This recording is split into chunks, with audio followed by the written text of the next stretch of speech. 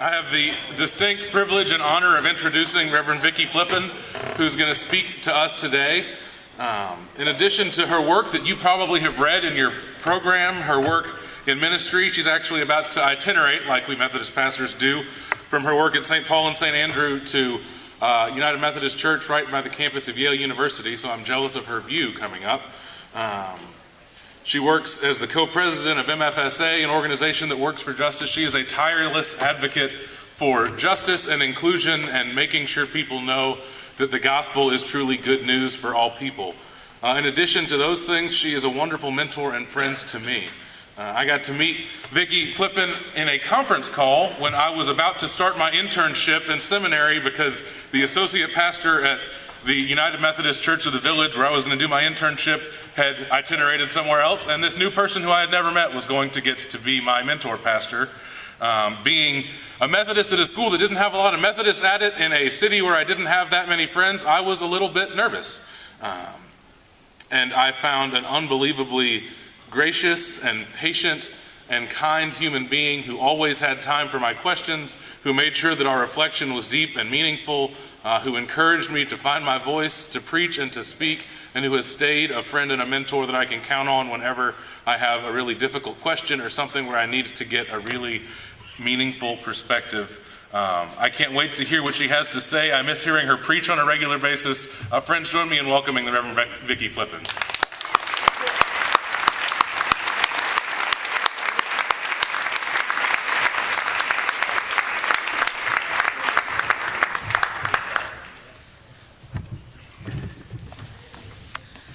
Good evening, RUMTX. I didn't know how to pronounce it until now. I love it. I bring you heartfelt greetings from the National Board of the Methodist Federation for Social Action.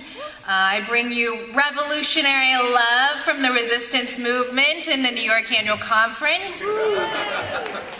I really thank you, RUMTX, for welcoming me to this space, which is made sacred by your love and your courage. I was told that this is the place to go if you're looking for some joy at annual conference. So I'm really, really grateful to be here. I feel very humble to be invited to this place. And thank you so much to Nathan. Of course, you make me feel very old. You're one of the first people who makes me feel really old. I knew Nathan, I can like pinch your cheek and say, you know, I knew you when you were a little wee baby pastor in the womb of Union Theological Seminary. And it's really wonderful. Nathan has a new person in his life that I never got to meet in New York. So I'm really glad to meet you, Sarah. And Nathan, I have somebody new in my life that you didn't know back in New York. I have this little baby who's now like a giant 4-year-old child. So I will show you 5 million pictures of her after this dinner. So people always are asking me, what is your kid up to these days? And I'm going to assume that you're also interested in that. So like a few other people in the world, my child is actually a fan of Star Wars. Is there anybody else in here a fan of Star Wars? Okay, that's good. The other day, her preschool had a theater teacher come in, and he engaged my child's class in some kind of Star Wars storytelling. And of course, I was really interested in this theater class, because when I think of Star Wars, you know, depending on which film you're talking about, I think about lots of violence, a good dose in some of them of the patriarchy, also some kind of hard to grasp philosophical ideas.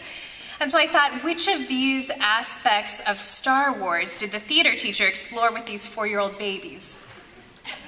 So I asked my daughter, you know, which character did you play in the story? Were you Princess Leia? No. Han Solo? No. Chewbacca, a little giggle, but no. So who were you playing in Star Wars? And she had these big eyes that were like, I cannot believe you didn't guess. And she just said, Anthony. Now, I don't remember Anthony in the Star Wars films. So I asked, what is Anthony like? Anthony is a bad guy. He fights with people and he says mean things like, you cannot come to my birthday party. I cannot recall that scene in Star Wars. So I'm still a little confused about Anthony. I'm sure she gave a really good performance though. Does anybody have a guess who Anthony could be? I think maybe Anakin. I don't know. This actually has nothing to do with my message to you, other than to say it strangely warms my heart that my offspring is excited about science fiction stories, because I love science fiction. Does anybody else like science fiction? Yes, it is the best genre. So I've been reading this new author in the last few years. Her name is Octavia Butler. Anyone? Anyone? Octavia? No? Yeah? Somebody in the back there? Yes! The first books I read by Octavia Butler were The Parable of the Sower and The Parable of the Talents novels. These were books that were published in the 1990s, and they were set in California after climate change and rampant capitalism have destabilized the country. And they tell the story of a young black woman who quietly and diligently creates this new religion and this new religious community against this dystopic backdrop. And there is this crazy plot in the second novel about a far right-wing president who comes to power and incites violence under the slogan, "Make America Great Again." It's writing in the 90s. So that's the thing, I'm just gonna leave that there. I know you're gonna read this, I hope so. But Octavia's writing, it's not just amazing because she seems to have been the originator of a very successful line of red hats. But Octavia is actually amazing because she's a pioneer and a philosopher. She's one of the very few successful black female science fiction writers. And she's the first science fiction writer to win the MacArthur Genius Grant. And against the advice of others in her field, Octavia did not just use black characters when they were needed as plot devices. She didn't just deal with race through these extraterrestrial metaphors. She actually created characters that were like herself, and she put them in the center of the story. So people of color, namely black females, are not just portrayed in the future. They are the future. They have agency in the future. Their experiences and their everyday lives shape the future. And that is important because stories are important.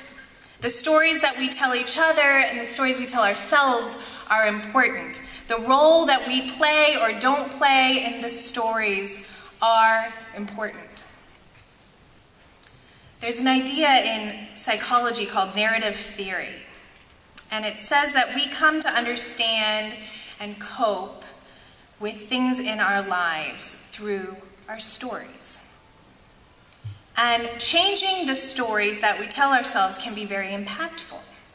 Sometimes, and this is especially true for women and people of color, we are fed these stories that we're kind of the victims in our lives, and or we are support characters for other people's stories.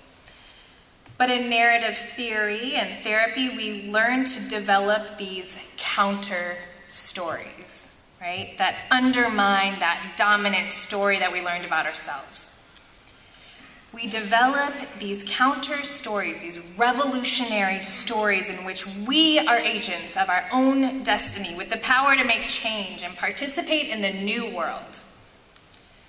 That is what Octavia was up to. Her science fiction writing is not just entertainment, it is not escape, it is revolution. It is counter-story.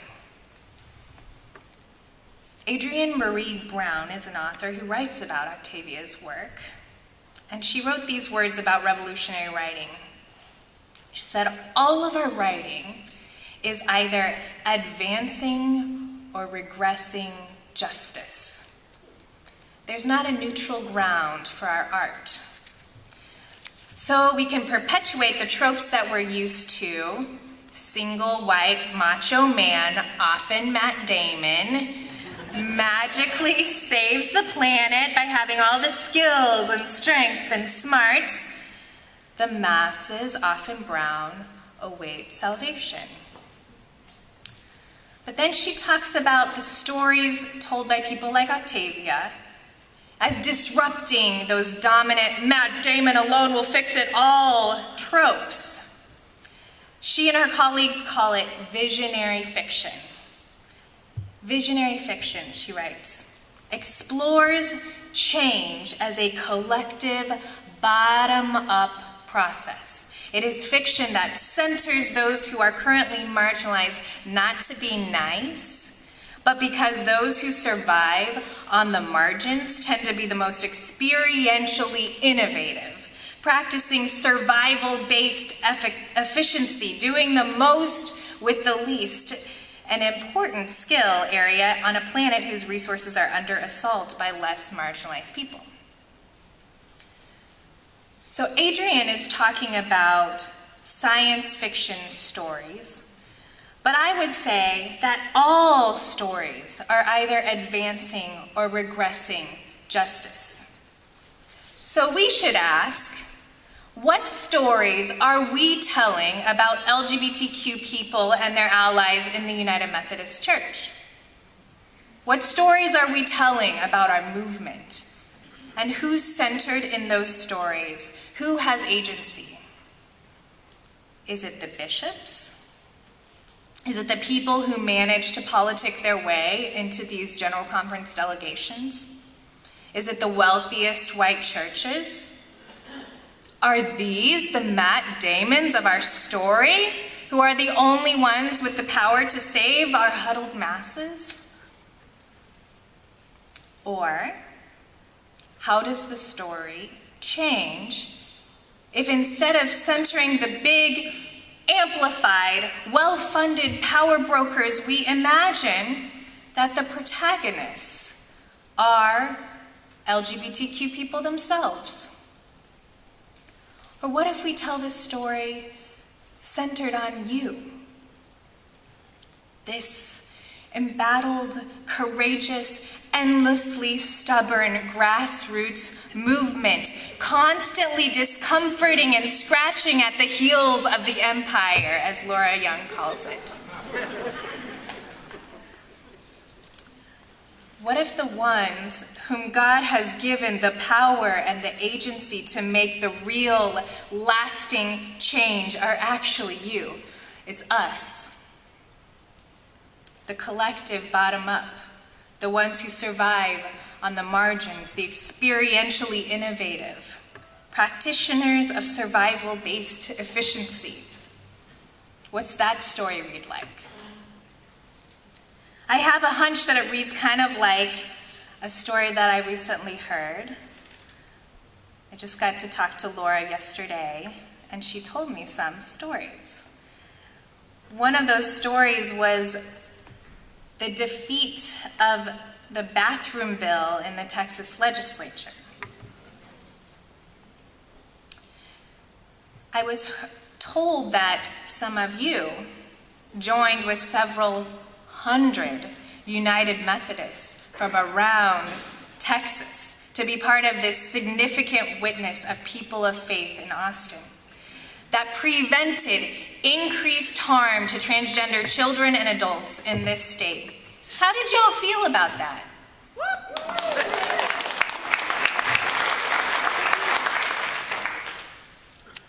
I wonder what kind of story has been told about that. I read a few news articles about it, I read that y'all have this more moderate House Speaker and... Oh, not anymore? Oh, well, you did, maybe? I don't know. Okay. And I heard that there were some Republicans that were listening to the business community, which was like against this bill. So that's one story, right, that's been told about this event. But I hope that you have heard and told other stories. That kind of thing doesn't just happen out of the blue. That wasn't some benevolent action on the part of a House Speaker. That wasn't some socially progressive turn from the business community in Texas. No, that was the result of decades of grassroots organizing. Decades of one-on-one conversations, adults and youth coming out to their families and communities. That was the result of you all, people of faith, speaking out in your Sunday school classes and asking tough questions of your pastors, vocally supporting your children and your nieces and nephews and your grandchildren, and then putting on your rainbow stoles and taking off work last minute to go to Austin to let people know that if a bathroom bill passes in Texas, you're gonna make people, especially businesses and folks with purse strings, feel extremely uncomfortable. So don't let them tell you some story that says that that defeat or that victory was about some nice House Speaker.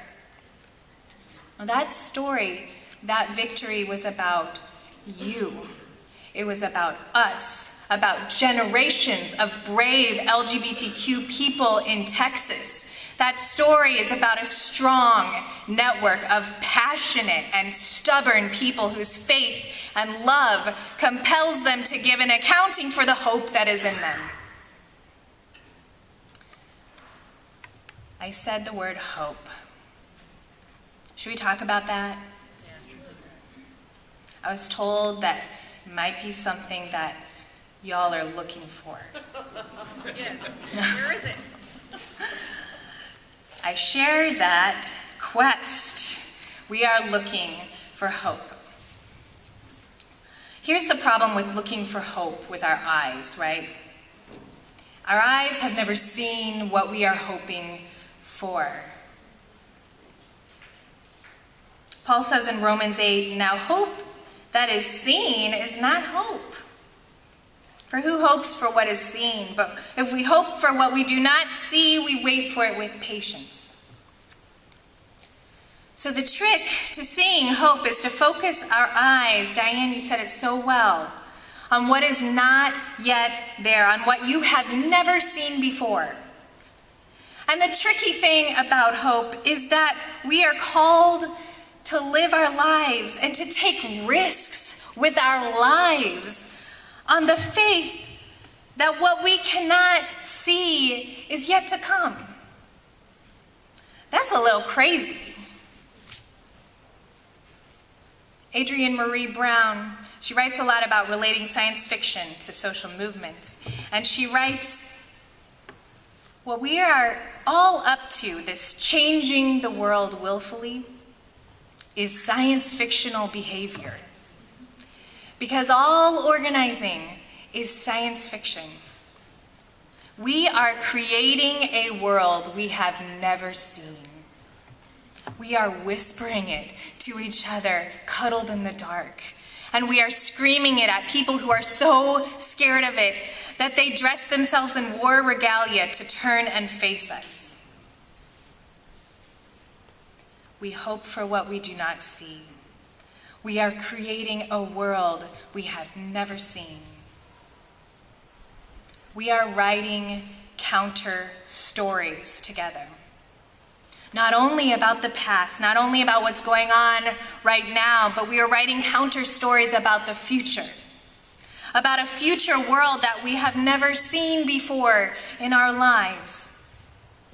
And it is a part of our spiritual tradition to write these counter stories. You might know well a few of the fantastical counter stories that our spiritual ancestors have passed down to us. Fantastical counter stories about a world where a wolf lives with a lamb, a calf, and a lion, and a fatling together, and a little child leads them. Fantastical counter stories about a world where a way is made in the middle of the desert for exiles and refugees to travel safely, where waters break forth for them in the wilderness and streams in the dry land, where no lion is, nor any ravenous beast, but only the redeemed walk there. Fantastical counter stories about a world where all generations call an unmarried pregnant girl named Mary blessed, where God brings down the powerful from their thrones and lifts up the lowly, where God fills the hungry with good things and sends the rich away empty. This is our spiritual tradition. And we are called to live our lives, to take risks with our lives, as though those fantastical counter stories about that future world coming into being, as though that future world, some call it the kingdom of heaven, is as real as the buildings on this huge and oppressive campus.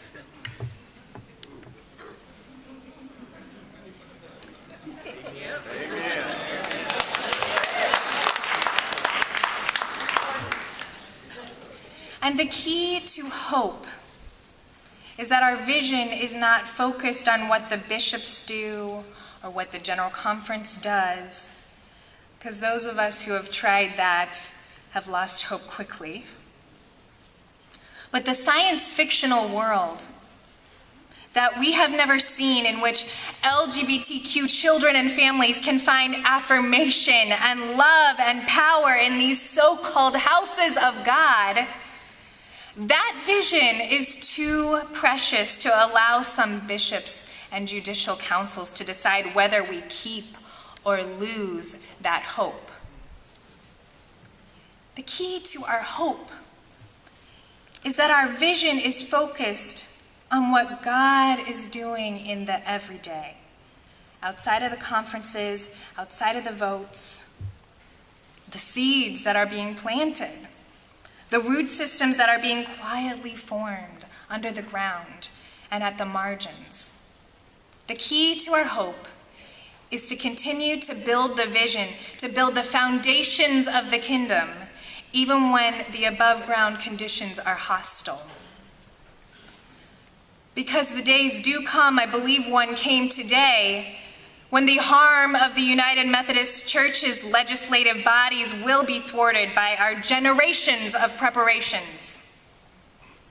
So the key to our hope is to focus our vision on places like this. We have some signs of hope where I come from, the New York Annual Conference. We have clergy who are openly doing same-sex weddings and publishing the names and dates of those weddings for anyone who needs them for their complaints. We have some very courageous clergy and people in the ordination process who are out.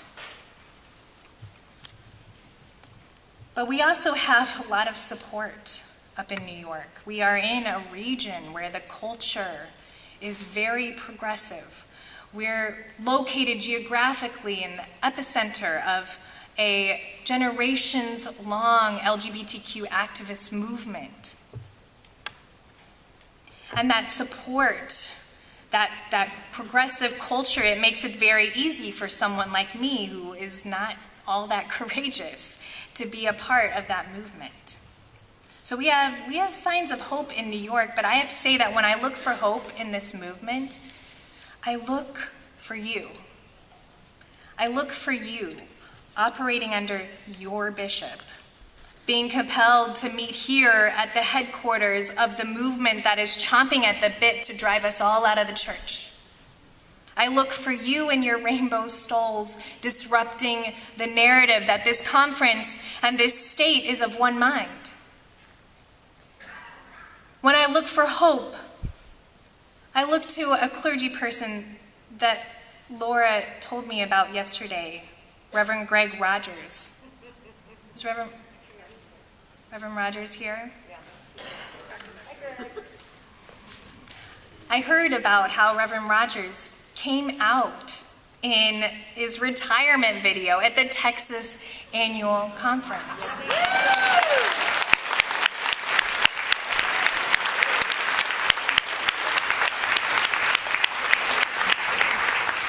When I look for hope, I look to Reverend Rogers.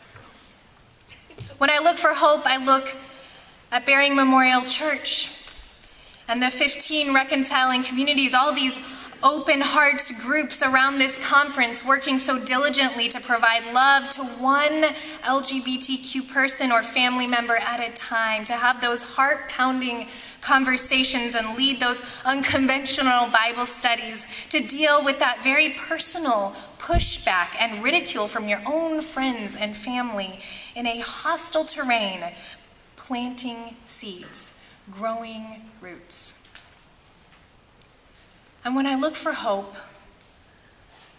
I look at Barry and Fernando. They're one of my really meaningful connections to this annual conference. Barry and Fernando sitting here, Bearing Memorial Church's table. When marriage equality became a reality in the state of New York, Barry and Fernando decided to get hitched and have a real wedding ceremony after 42 years of a committed relationship.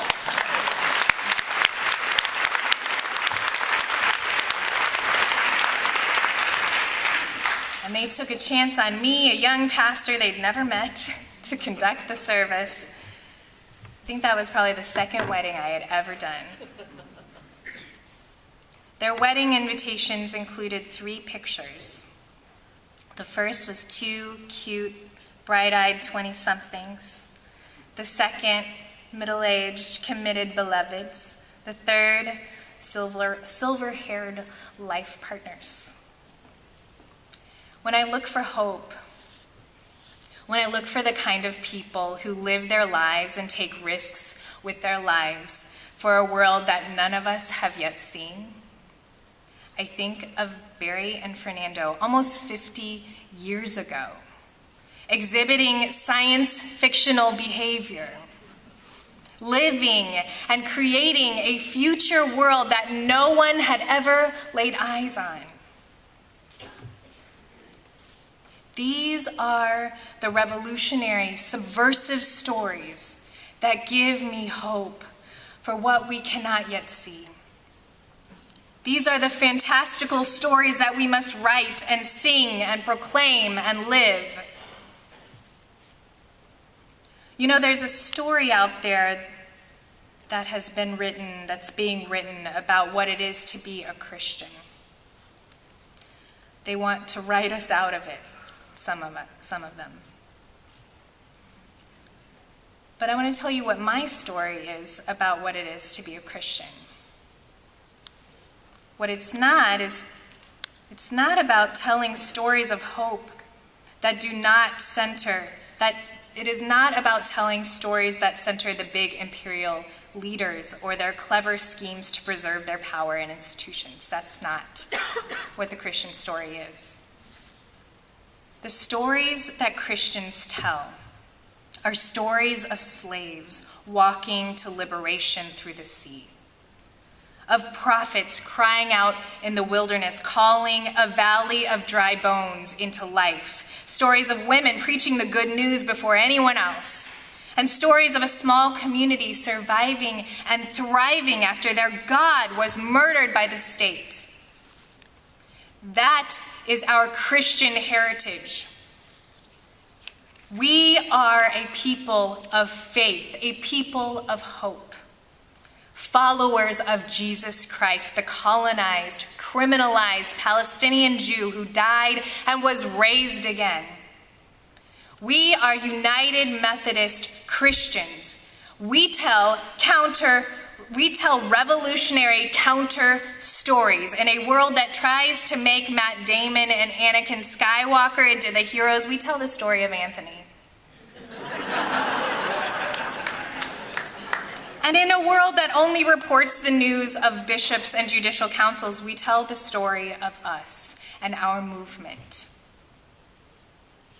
This week and in the coming year, those of you who are privileged enough to be within earshot of annual and general conference debate, you may very well hear some very painful words.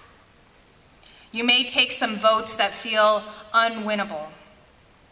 You may stand up to a microphone with your heart pounding to say something that you may have been waiting to say for years, only to feel completely defeated as you take a seat.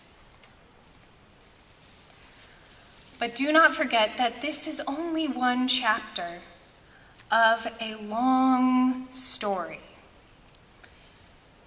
Our spiritual ancestor, Paul, never lived to see what would become of his little Jesus movement, this movement that he gave his life to. But he wrote these words to the church in Corinth: "So we do not lose heart. For this slight momentary affliction is preparing us for an eternal weight of glory beyond all measure, because we look not at what can be seen, but at what cannot be seen. For what can be seen is temporary, but what cannot be seen is eternal." In Diane's words just a few moments ago, we work for a day that we know is coming. And so go, my friends, into this week and into this year, empowered by the Holy Spirit to sow the seeds, to form the root systems, and to build the foundations of a world that no one has ever seen before. Amen. Amen.